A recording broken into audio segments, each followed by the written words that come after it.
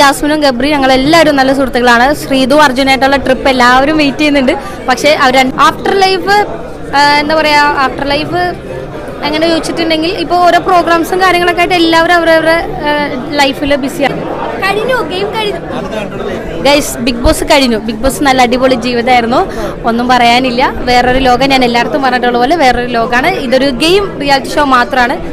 ഞങ്ങളുടെ ഗെയിം അവിടെ കഴിഞ്ഞു. പുറത്ത് ഞങ്ങൾ എല്ലാവരും നല്ല സുഹൃത്തുക്കളാണ്, അടിപൊളിയായിട്ട് പോകുന്നു. ഇപ്പോൾ ഓരോ മീറ്റപ്പും കാര്യങ്ങളൊക്കെ ഉണ്ടായിരുന്നു, ഒക്കെ കഴിഞ്ഞു.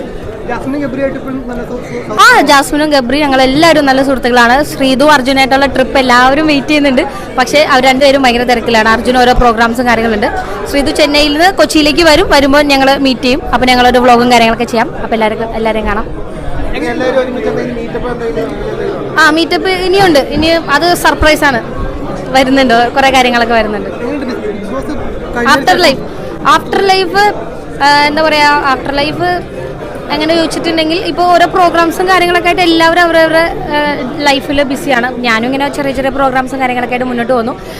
ഇപ്പോൾ ടീച്ചിങ് ഇപ്പോൾ ഒന്ന് സ്റ്റോപ്പ് ചെയ്ത് വെച്ചിരിക്കുകയാണ്. ഇപ്പോൾ ഉള്ളൊരു ഹൈപ്പ് ഉള്ളത് കൊണ്ട് അങ്ങനെ കുറച്ചുകൂടി കരിയർ ഒന്ന് ബിൽഡ് ചെയ്യണമെന്ന് വിചാരിക്കുന്നു. അതുപോലെ തന്നെ PhD അപ്ലൈ ചെയ്തിട്ടുണ്ട്. അപ്പോൾ അത് കിട്ടിക്കഴിഞ്ഞാൽ PhD ജോയിൻ ചെയ്യും.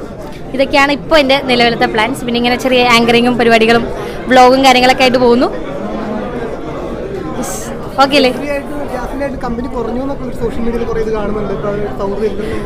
ശരിക്കും സോഷ്യൽ മീഡിയയിൽ അങ്ങനെ കാണുന്നുണ്ടോ?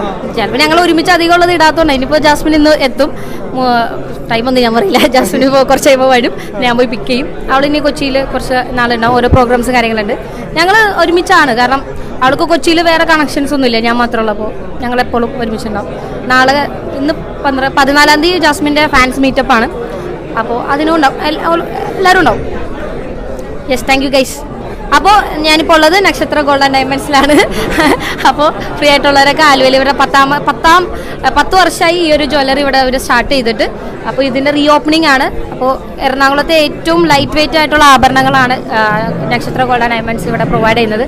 അപ്പോൾ എല്ലാവരും വരിക, കാണുക, എക്സ്പ്ലോർ ചെയ്യുക. കുറഞ്ഞ പലിക്കൂലിക്ക് അവരത് തരുന്നത്. Okay guys, bye bye, thank you.